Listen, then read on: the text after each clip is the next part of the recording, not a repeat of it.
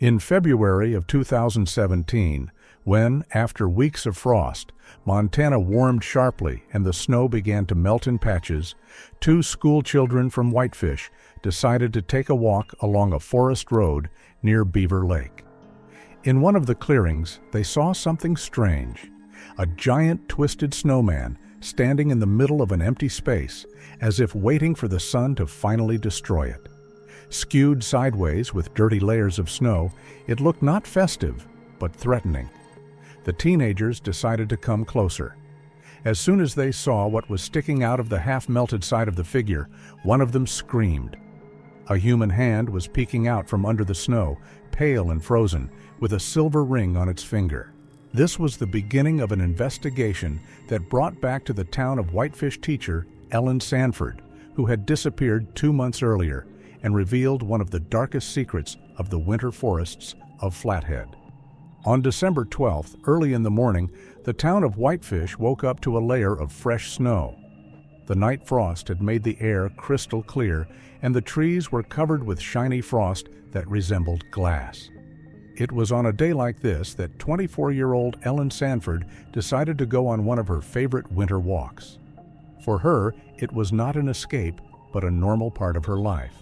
The part where she could finally take a break from the noise of the school corridor and feel the silence of the forest.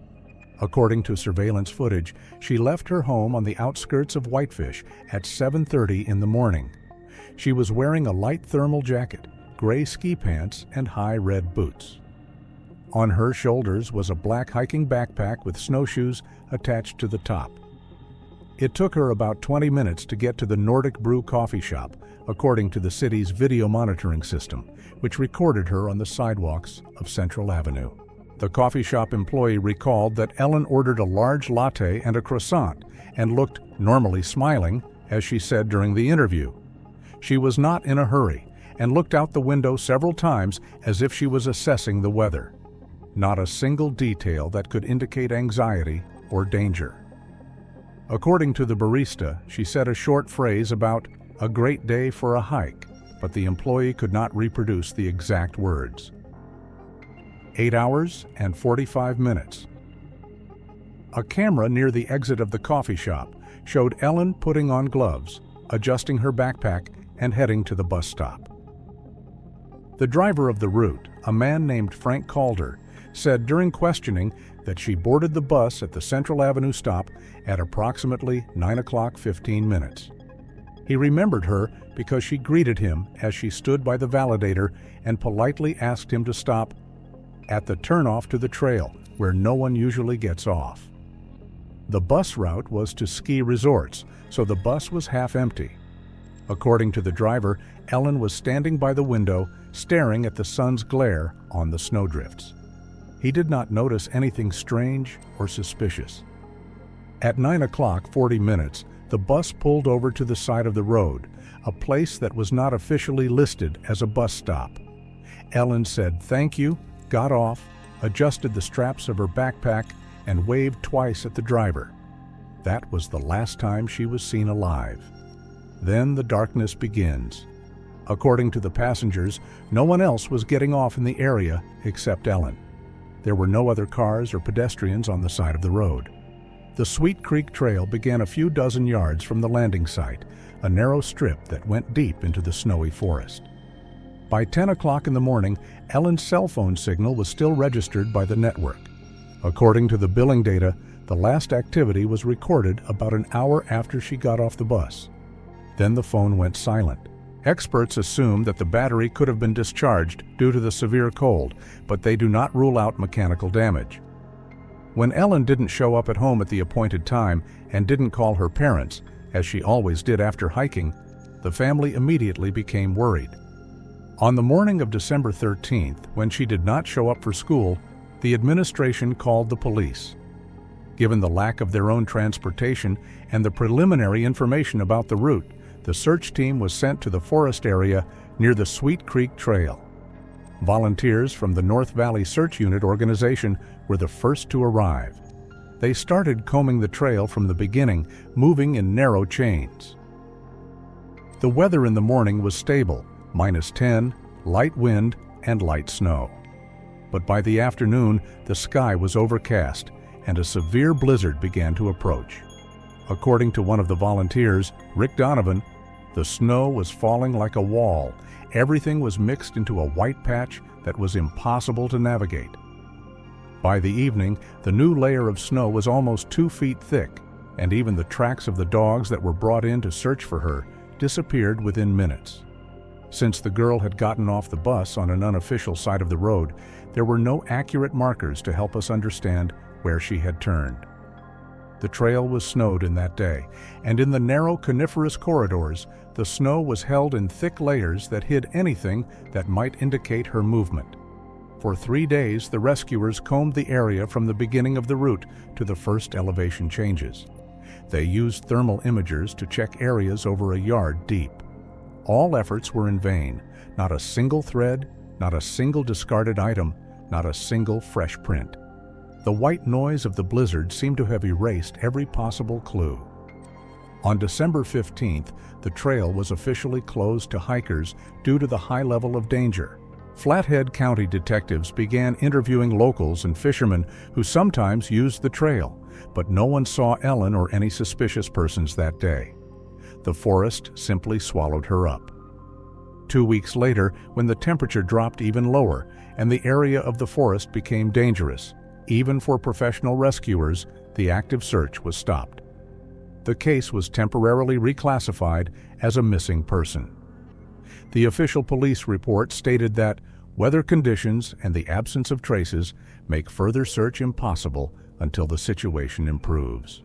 All that remained was the silence of the winter forest, where every sound seemed muffled by a layer of snow, and in the depths of the trees was an answer that no one had imagined at the time. After 2 months of dead winter, Montana finally experienced an atypical warming for this region. According to the local weather station, the temperature remained above freezing for several days, causing the snow cover to melt in uneven patches, exposing dry grass, roots, and dark frozen ground. This abrupt change in weather led to one of the most eerie scenes ever seen in Flathead County. Around noon, a group of local teenagers, 4 boys from Whitefish, went for a walk along a trail along the shore of frozen Beaver Lake. At this time of year, the lake was usually a place for ice skating and winter walks, but the old tourist picnic areas located in the woods on the western side had long been neglected and abandoned. That's where the boys ended up, walking at random through the thawed snow. According to one of them, who later told the police officers, a strange white mountain between the trees first caught their attention. When they got closer, it became obvious that it was not just a snowdrift. A giant snowman stood in the clearing, completely out of proportion, almost human-sized and broader in the shoulders than any usual winter joke. Its shape had been mangled by melting. The top was bent forward, the sides sagged, and the surface was smeared with earth and dry pine needles. In old reports, the rescuers later noted that the snowman looked like someone had definitely spent a lot of time creating it. The layers were tightly packed, compacted several times, and even the traces of large hands at the bottom were still visible despite the thaw. At first, the boys stopped at a short distance, joking that the snowman looked scary, but there was nothing to indicate the real horror inside. One of them came closer and noticed something peeking out of the layer of dirty snow on the right side, a thin, light strip that looked like a branch. He took it to be a piece of wood or roots that had gotten caught in the snow while he was modeling. When he sat down to take a closer look, he said, "It looked like someone had just stuck a stick in there." When he touched the protruding object, a piece of melted snow collapsed. The teenager jumped away, and the snow crust fell to the ground, revealing what was hidden inside. A human hand fell out of the half-softened mass, pale, half-blue from the frost, with a thin silver ring on the ring finger. The boys started screaming. One fell into the snow, the other ran away, but later returned to call his mother from his cell phone. She immediately called the rescue services. According to protocol, the first Flathead County police crew arrived on scene about 20 minutes after the call. Officers immediately restricted access to the lawn, set up tape, and waited for forensics. The snow structure was captured on photos and video before dismantling. Reports indicate that due to the warm day, the snow crumbled almost effortlessly. The upper layers were easily separated, freeing up space inside. The picture inside was horrifying. In the center of the snowman lay a human body, tightly pressed by layers of snow. It was found that it was folded into a fetal position, with its knees pulled up to its chest and its arms pressed to its body. According to preliminary estimates by forensic experts, the snow mass was specially compacted around the body, creating a kind of capsule. The temperature of winter days kept this capsule solid for weeks, hiding the body inside. Professional rescuers worked to remove the body without damaging important traces. Each layer of snow was weighed and separately photographed, as even in the snow, hair, fiber particles, or traces of biological material could be preserved. According to the report, fragments of fabric found near the body indicated that some of the girl's clothes could have been removed before she was buried in the snow. The identification took place the same evening. A forensic expert from the Kalispell Center confirmed that the person found was Ellen Sanford. The identification was based on dental data and a unique ring that her parents had given her for her 20th birthday, which they had reported to the police during the first interview. What was particularly striking was that the location of the discovery was just a few miles from the point where she was last seen alive. The county rescue hangar confirmed that the area had not been checked during the December search due to difficult terrain. Elevation, tree debris, and fog created a situation where snow quickly covered any possible tracks. In addition, the December blizzard, according to meteorologists, could have covered the area with a thick layer of snow within a few hours. The police described the clearing in detail that day. There were layers of wind dust and dry leaves on the old picnic tables. The area looked as if no one had been there for years. In the center stood a snowy structure that could hardly be called random. The height of the structure exceeded the height of an average person, and the density of the layers hinted at a long and deliberate work on it.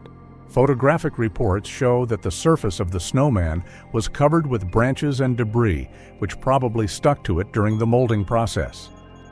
This contradicted the idea of natural snow accumulation or falling mass from the trees. Volunteers who helped comb the area after the body was found recalled an eerie feeling, as if the clearing had long been chosen for something secret. One of the search participants said in his testimony, "It felt like the snowman had been there for more than a day or two. It was as if someone had arranged this place for something." This opinion was later confirmed by the investigators, who found that the snow had been compacted in a period of severe frost, when the snow easily took shape and held firm. While forensic scientists continued to investigate the site, detectives began interviewing local residents, owners of cottages near the lake, and fishermen who sometimes came to the reservoir in winter. No one saw anything that could hint at the presence of a stranger or suspicious activity on the lawn. And more importantly, no one had seen Ellen herself in the area after she got off the bus. The only thing that remained indisputable was that the body had been inside the snowman for a long time, in fact, since the moment of her disappearance. Now the detectives faced the most difficult task, to understand who and why created this eerie winter grave, and how the victim ended up in a place where, according to all logical assumptions, she could not have been there by accident. Ellen Sanford's body was brought to the morgue late in the evening of February 18th. The snow that was still clinging to her hair and clothes melted under the heat of the lamps, revealing the true picture. The medical examiner, Dr. Jordan Maddox, began the autopsy the next morning at 9 o'clock, in the presence of a forensic scientist and an assistant who recorded all observations in protocols. The general condition of the body indicated that the death was caused by hypothermia. However, the expert emphasized that the process was long. The lungs showed characteristic signs of slow hypoxia, which meant that the victim had retained consciousness, at least partially, for some time after being immersed in the cold. The frostbite on her fingers and toes was pronounced, but not permanent. Investigators concluded that Ellen was still alive at the time of the tying. The skin of her wrists and ankles clearly showed strangulation marks. They did not have the sharp edges typical of rope or plastic ties. Instead, the marks were wide, uneven, and had a slight pile that left microscopic particles on the body. Laboratory analysis conducted on the same day revealed acrylic and wool fibers in the footprints. The conclusion was unequivocal. The limbs were bound with a soft material similar to winter scarves or woolen belts. This could indicate a deliberate attempt not to inflict pain, but to restrict movement. At the same time, the expert noted that there were no signs of a struggle. There were no scratches or abrasions on the hands, and the nails remained intact. There were no signs of violent blows, cuts, or internal injuries. The report states, "The treatment of the body before death did not have the character of a brutal physical attack. Instead, there were a number of signs of deliberate positioning and changes in the victim's appearance." This was the key point during the examination. When a layer of snow was removed from Ellen, it turned out that she was not wearing her own ski jacket. The jacket was found folded nearby, neatly, as if it had been laundered. Instead, she was wearing a bright red knitted sweater with white reindeer and large patterns, stylized as a children's Christmas outfit. It was much smaller in size than an adult woman would need. The sleeves barely covered her forearms, and the bottom of the sweater was pulled up to her chest, stretched unnaturally tight. The pathologist's report states that the sweater was put on after the first signs of freezing appeared on the body. This was established by the absence of skin reactions under the pile of fabric. In other words, Ellen was no longer able to move or resist on her own at that point. But the most eerie thing was her face. Under the layer of melted snow, bright red cheeks were found, as if painted with children's colors or the cheapest supermarket cosmetics. The lips were also painted with an uneven layer of pink lipstick. According to the laboratory, her skin contained residues of color pigments typical of low-quality decorative cosmetics, the kind usually sold in holiday kits for children. The experts assumed that the makeup had been applied before the freezing. There were light traces of fingerprints on the cheeks and bridge of the nose, as if someone had smeared blush on the face with slow movements. It was not a chaotic gesture, but a deliberate, repeated process. In the pocket of the sweater, pressed against the body, they found one object, a classic mint stick wrapped in a festive wrapper. The production date on the label indicated early December. The report officially states, "The candy may have been placed in the pocket after death or shortly before. No traces of saliva were found on the packaging." The forensic experts who examined the body in the morgue unanimously agreed that the perpetrator's behavior was ritualistic and playful. He did not just deprive the victim of the ability to move. He changed her appearance, clothes, and appearance, creating an image that resembled a doll rather than a person. The state of her hair attracted special attention. It was gathered in two sloppy ponytails, fixed with children's rubber bands with plastic stars. These rubber bands did not belong to Ellen. They were not among her personal belongings, and neither friends nor colleagues had ever seen such accessories on her hair before. This was confirmed by the testimony. The soles of her boots had been cleared of snow as thoroughly as if someone had done it by hand. On the laces of her shoes, found microparticles of dirt mixed with pine needles, but without the characteristic signs of long-term movement. This meant that after she was tied up, she hardly moved on her own. The forensic experts specifically described the position in which Ellen was found. Her body was twisted tightly and placed in a mass of snow, as if someone was trying to fold a human figure into a compact shape. Such poses are sometimes recorded in cases where criminals hide bodies in narrow spaces, but here the situation was different. The space was sufficient, but the body was still compressed as much as possible. The documents state, "An attempt to make the figure look like a toy or a decorative element is likely." The most important point of the autopsy was to determine the time of death. Based on internal indicators and the condition of the tissues, the experts concluded that Ellen died the night after her disappearance, that is, within the first day. However, the key fact that caused the investigators the most concern was another. The conditions in which she was found before her death showed that she was not left to fend for herself in the middle of the forest. She was held for some time and kept alive. All the details, the sweater, makeup, hairstyle, body posture, mint cane, formed a single image. The girl was being transformed. She was not physically abused, tortured using traditional methods, or tried to hide the traces of violence. The killer was doing something else. He was playing. And it was this pattern of behavior that became the first real hint of his psychological profile. March days in Montana are always unstable. Morning frost gives way to a thaw, and sleet turns roadsides into gray mush. It was in this weather that Detective Marcel Rosario first presented the team with a preliminary psychological profile of the man who turned Ellen Sanford's disappearance into one of the most bizarre cases in the county's history. Rosario had been working in the department for almost a decade and had encountered strange cases before, but this time he lacked a logical motive. All the details they received after the autopsy did not fit the standard picture of a violent crime. Following procedure, he called in a consultant psychologist, Dr. Leila Kendrick, a behavioral forensic specialist who worked with the county on difficult cases.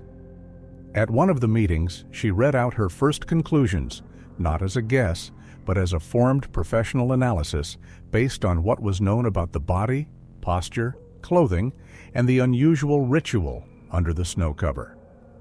According to her profile, the killer was a man, a local resident, or a person who had been in the vicinity of Whitefish for a long time. He knew the forest well, navigated its complex terrain, and knew how to move in such a way as not to leave clear footprints in the snow. Importantly, no weapon or aggressive behavior was found, meaning that the motive was not sexual, selfish, or dominantly sadistic. The behavior resembled something else, a regression, that is, the return of the adult psyche to childhood reactions. The protocol contains the wording, probable mental disorder of development or trauma of childhood, which fixes the person in the mode of slowed adulthood. Probably the object of his attention is not the victim, but what the victim symbolizes. According to Kendrick, in such cases, the victim is not perceived as an adult. She becomes a toy, an object of play, a part of a fictional world that replaces the social interaction from which the perpetrator is isolated. It was the doll's makeup, the children's sweater, and the mint straw in his pocket that became the key markers of his thinking. The psychologist drew attention to another detail. This choice of attributes is not spontaneous. It is almost always associated with memories and traumas experienced at a particular age. And since all the items were winter-themed, the most likely source of trauma was Christmas itself, or the period around it. Children are especially sensitive to the events of this holiday, and psychological disorders are often fixed on the symbols of the winter cycle. Kendrick noted, "The perpetrator's actions are not hateful. They demonstrate a desire to maintain control over an object he idealizes. He is not killing out of anger. He is freezing the moment in order to continue the game." This conclusion dramatically changed the direction of the investigation. Instead of looking for a classic maniac, Rosario's team began to consider the possibility of a person who lives in isolation and is not allowed to exist in a normal rhythm by the social structure. The killer could be friendly or even invisible to society, but have a deep inner breakdown. The first steps were to work through the databases of medical institutions, the histories of patients diagnosed with mental or behavioral disorders, and the registers of those who lived on the outskirts of the forest without official documents. Experience showed that in remote areas of Montana there were many hermits, people who lived on old farms, in hunting cabins, or abandoned trailers, refusing any contact with society. The police began to go around the farms north of Whitefish, as well as the area between the settlements of Whitefish and Olney. These were large, snow-covered areas with few roads that turned into almost impassable strips of ice in winter. The officers took with them a photo of Ellen and a sketch prepared by a psychologist, not a portrait, but a set of behavioral traits that neighbors or local farm workers might recognize. The first result was the testimony of an elderly couple who lived on the outskirts of Olney. They recalled a man who sometimes walked past their property in the woods. According to them, he never came close, just watched from afar, and then disappeared between the trees.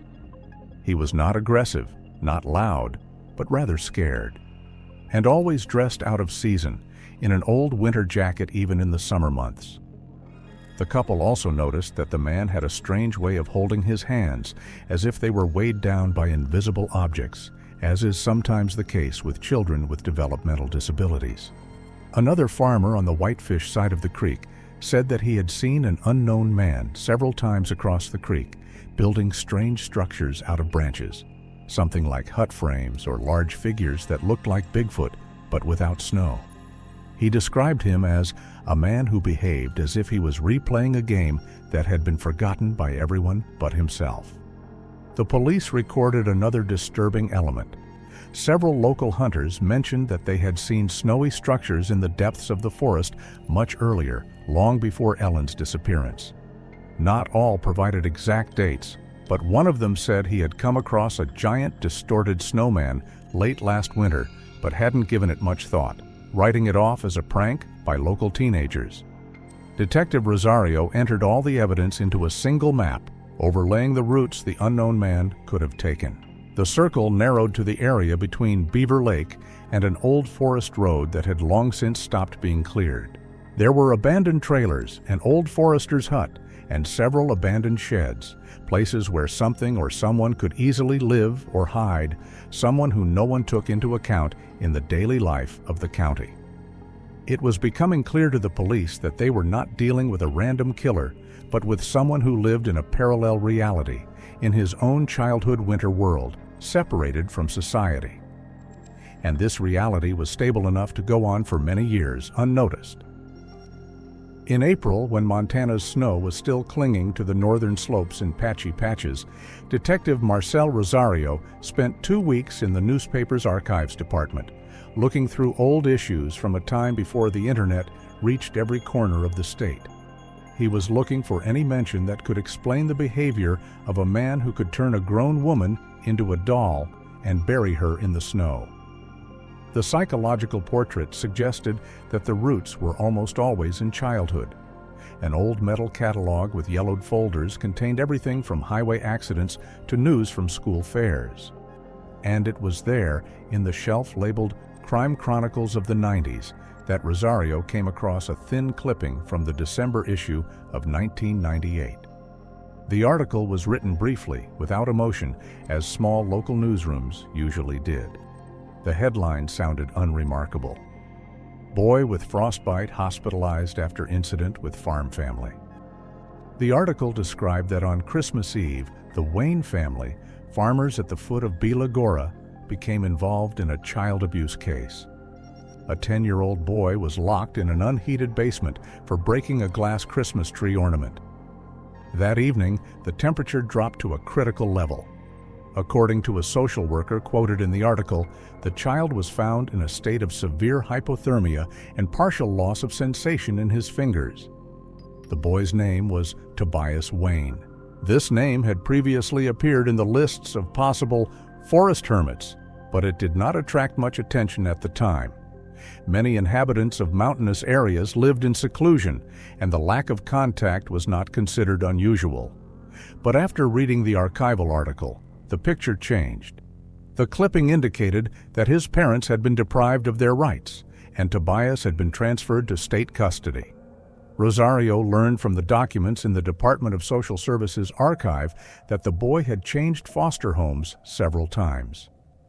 The report for 2004 reported numerous episodes of regressive behavior, unwillingness to talk to adults, and constant holding of some homemade figures made of branches. The notes of the caregivers included often repeats winter rituals, afraid of dark rooms, incapable of everyday social contact, perceives punishment as part of his holiday. The last phrase struck Rosario the most. It echoed the profile that Dr. Kendrick had created, a trauma tied to the winter holidays. Then the information was interrupted. At the age of 18, Tobias left the foster care system and disappeared from the lists, with no fixed address or job.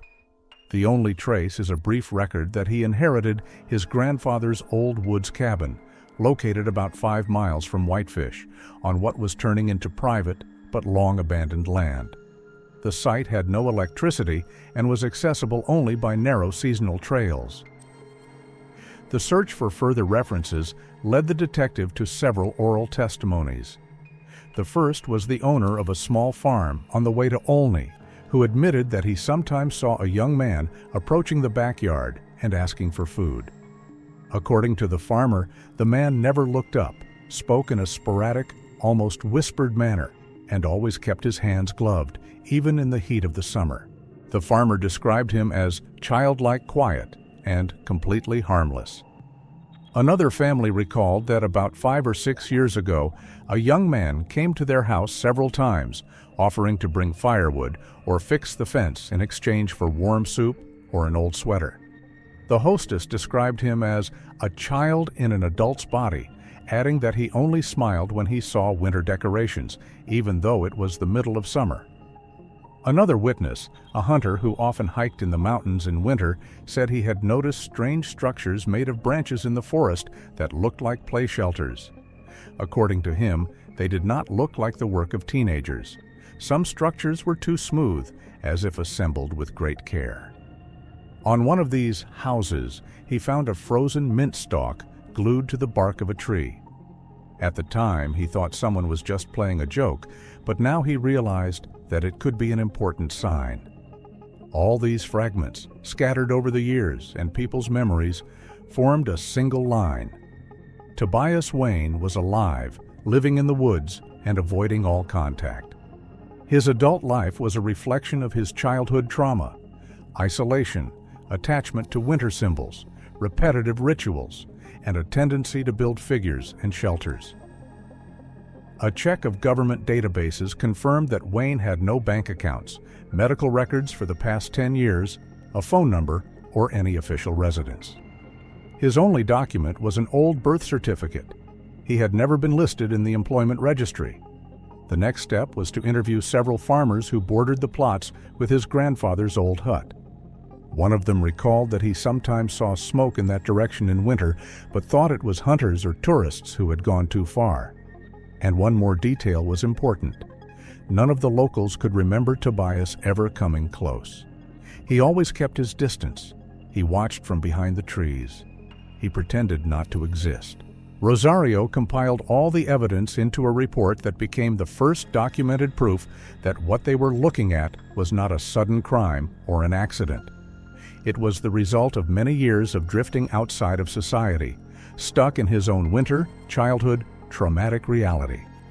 And now the detectives realized that in order to find answers, they would have to go deep into the forest, to the place where Tobias Wayne had been hiding for years, and where his childhood fears had taken on forms that could kill.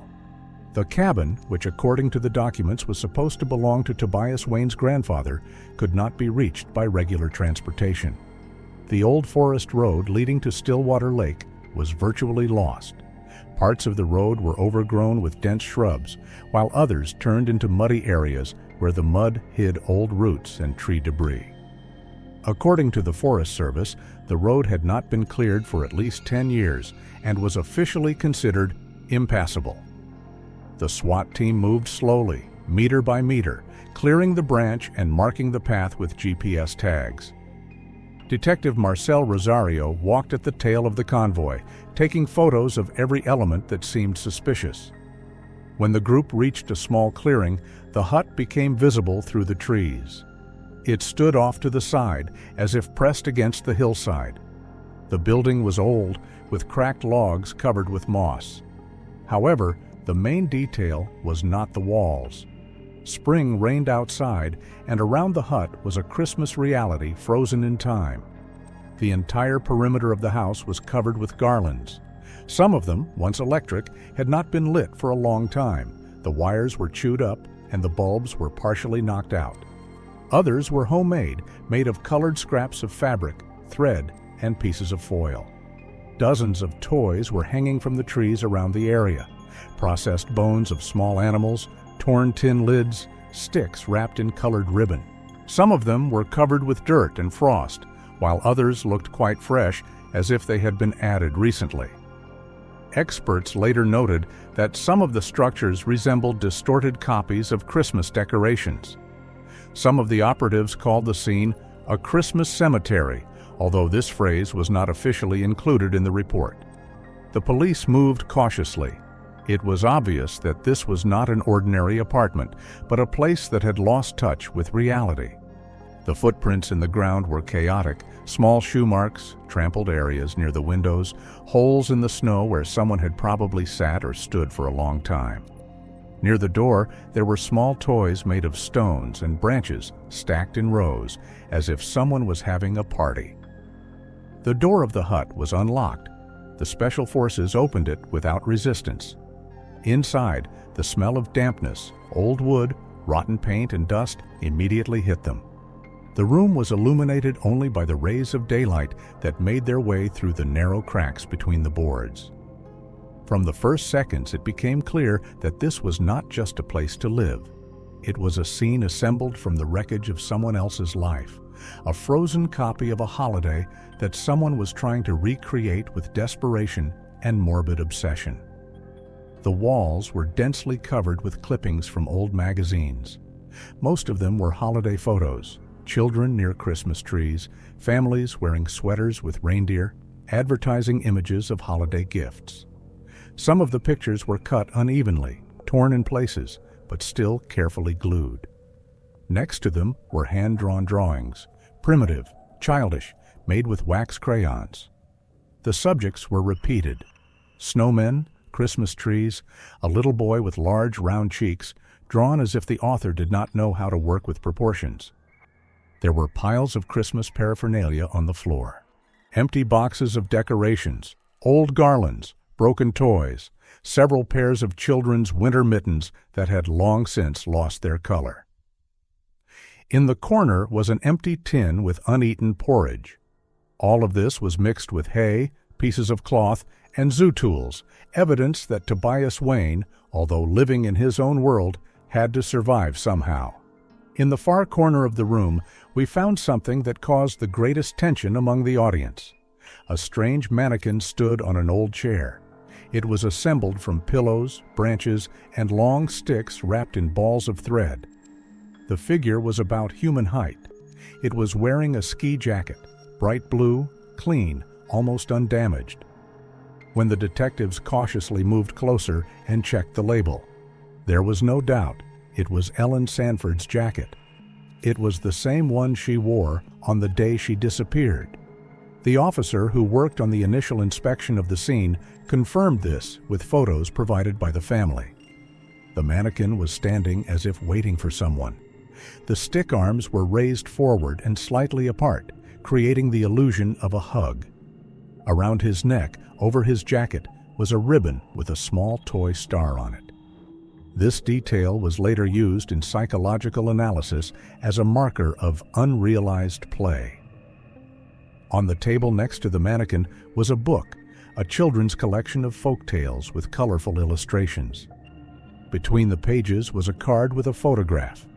Detective Rosario picked it up with a glove. It was Ellen's driver's license. The report indicated that Tobias used it as a bookmark. The book itself was open to a page with a story about a snow princess, in which a character falls asleep in a winter forest and waits to be found and brought home. There were several empty paint containers on the shelves. Some of them had red or pink marks on them.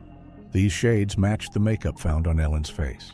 Laboratory analysis later confirmed that the pigment from the containers and the pigment on her skin matched completely. The silence inside the hut was especially frightening. Neither birds nor wind could be heard inside. It was as if the whole forest was holding its breath. On the windowsills were neatly folded mint sticks, some in wrappers, others broken in half. Traces of snow figures being made here were everywhere, pieces of ice in a bucket, a wet rag, an open album of children's drawings, where on the last page someone had drawn a huge snowman with a small person inside. They also found something else in the hut, an old photograph of a boy, 10 years old, thin, with 2 round cheeks. On the back, a ballpoint pen wrote, "To Toby, Christmas, 97. In the photo, he was standing by the Christmas tree, looking at a new toy, and behind him, the open doorway to the basement was dark. Investigators noted that the entire hut was actually a museum of frozen time. Every object showed that for Tobias, Christmas never ended. He collected his world, reconstructed it, and recreated scenes from his memories.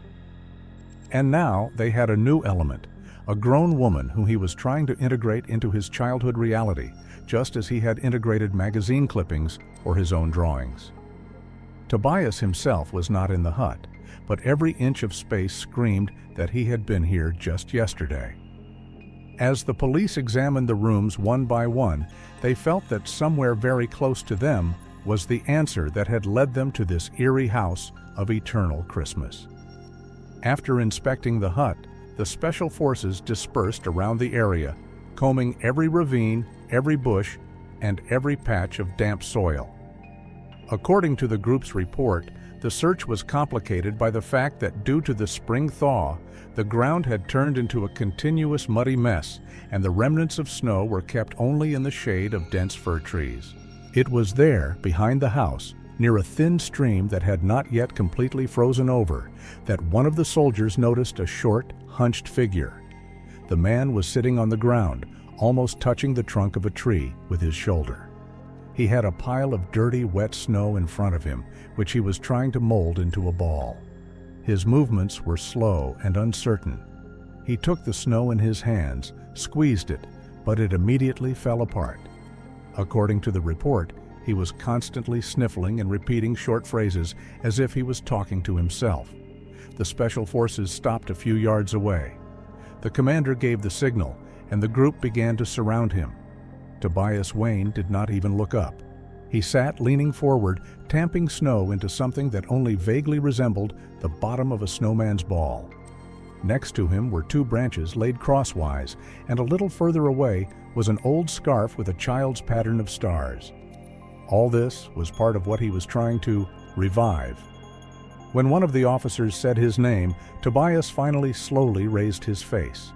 The report states, eyes reddened, dilated, behavior disoriented, regressive, does not realize the threat. He did not try to run away or hide. It seemed that he did not even realize who was standing in front of him. For a few seconds he just stared, as if trying to recognize the people in uniform.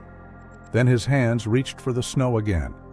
According to Detective Rosario, who approached him after the SWAT team had secured the area, Tobias behaved like a child caught in a bad game. He was shaking either from cold or emotion and kept repeating, "I have to mold it. I have to mold it until it melts." When asked about Ellen, he did not respond at first. Then, according to the officer, it was as if something switched in his mind. Tobias looked at the wet snow dripping through his fingers and spoke in fragments with trembling lips. Phrases that were recorded verbatim from the detective's words. The snow princess fell asleep. I made her a castle, white, to keep her warm. The sun spoiled it. She melted. I didn't want her to melt. His voice was described as colorless, as if he were repeating words he had learned long ago that had lost their logical meaning for him but retained their emotional attachment. He spoke of Ellen as if she were a character in a fairy tale or part of a winter ritual he could not complete. The special forces recorded that he did not show aggression during his arrest. Unlike many suspects, he did not try to grab the officers, did not shout, did not resist. He only tried to touch the snow on the ground a few times, as if he wanted to continue unfinished business. The official record states, "The behavior of the detainee is passive, emotionally unstable, with pronounced signs of a regressive state. Tobias was brought to his feet. He stood motionless, allowing the handcuffs to be fastened, and all the while sobbing quietly. One of the officers noted in his report that he did not look like a person who understood the crime. Rather, he looked like a child who had lost a toy. His clothes had traces of dried paint on them, the same as the ones found in the hut. On his sleeves were remnants of snow and pine needles.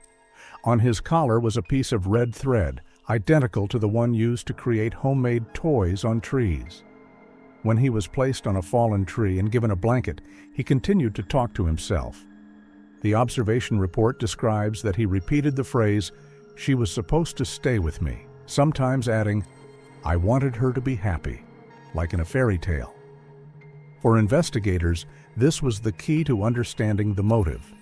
All of Tobias's actions were not motivated by aggression, but by a distorted desire to save. In his mind, the snowman was not a grave, but a protection, a continuation of a childhood game that he tried to play over and over again, as if freezing time. After the detention, the area behind the hut was thoroughly examined. They found several crumpled snow figures, the remains of unsuccessful modeling attempts, falling apart from heat or lack of humidity. There were 3 sticks near the stream, which were probably used to assemble the hands of the Snow Princess. Kneeling marks were found in the wet sand, evidence that he had been kneeling for a long time, working on his castle. The investigators concluded Tobias was not trying to escape. He was convinced that he was doing the right thing, returning Ellen to his imaginary world, fixed in his childhood. In this world, where Christmas lasts forever, people don't leave, disappear, or betray. And that's why he didn't realize that he was actually taking the life of a person he perceived as a perfect doll. Everything that happened by the stream in the shadows of the trees confirmed his psychological profile. He really wasn't a hunter or a maniac.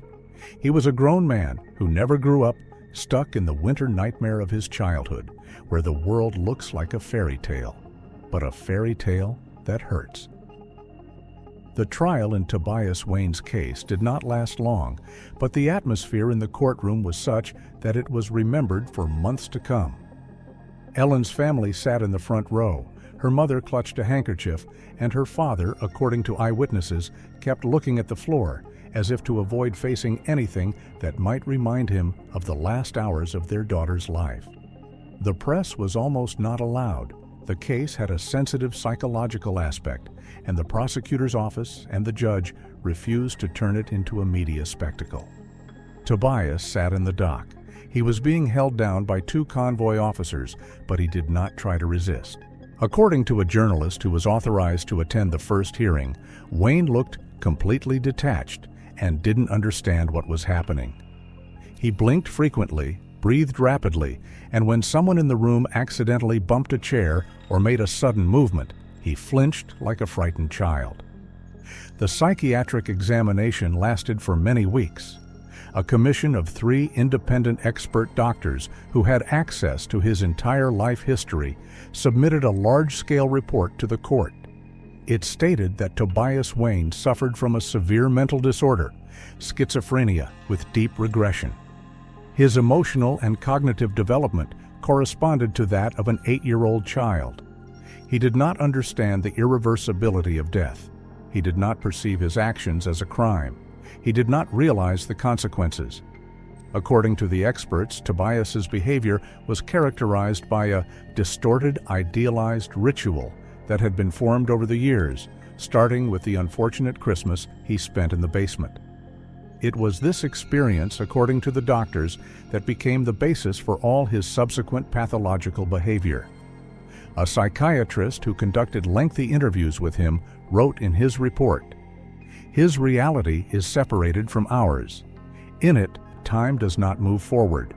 Everything is frozen in it." The district attorney stated that the case did not have the classic elements of a crime. Tobias did not act with the intent to kill. All the actions were part of a regressive pattern of behavior that reproduced a childhood pattern. He was playing in a winter fairy tale in which he had trapped himself. The testimony read in court did not contain emotional descriptions. Everything was as documented as possible. Excerpts from psychiatric observations were read out separately, including the moments when Tobias cried because the snow ruined the princess's face, or when he asked to take away the sun because it made her sad. The defense lawyer filed a motion to declare him insane. The prosecutor's office did not object. The only dispute was the place of Wayne's further stay. Experts unequivocally stated that a regular prison was unacceptable. He would not be able to understand the regime, the rules, would not have the ability to adequately interact with other prisoners. And most importantly, he did not pose a criminal threat in the classical sense. The judge, a woman with 30 years of experience, read out the decision in a level tone, not allowing emotions to break into the proceedings. The court ruling officially declared Tobias Wayne insane and sent him for involuntary treatment at the Montana State Psychiatric Hospital in Warm Springs. The term is indefinite. The right to review is only after a thorough conclusion of a commission of psychiatrists. According to court officials who were present when the sentence was announced, Tobias only nodded, as if he did not fully understand the meaning of what was said. Ellen's family left the courtroom quietly. Her mother clutched a small box to her chest, containing a mint stick she had found in her daughter's sweater pocket. It was the only item she asked to be returned, as a symbol of the fact that one person's illness had destroyed their family's entire life. A month after the trial was over, Ellen's parents founded the Safe Paths Foundation. The initiative was to fund the installation of individual beacons for solo hikers in areas of northern Montana. According to local news reports, this program has already saved several hikers the following year when they got lost during winter crossings. As for the locals, Beaver Lake has become a place they have begun to avoid. Even in the warmer months, when the grass covered the shores and the sun reflected in the water, they said that it was too quiet there, as if the air was colder. Local fishermen told journalists that they sometimes saw the outline of a large white figure in the fog and immediately returned. The phantom snowman became part of local legends, not because people believed in ghosts, but because a reminder of the terrible always gives rise to a form that seems almost alive. And each such form, even in the heat, reminded us that sometimes evil is not intended. Sometimes it is just a broken childhood that has not melted with the snow.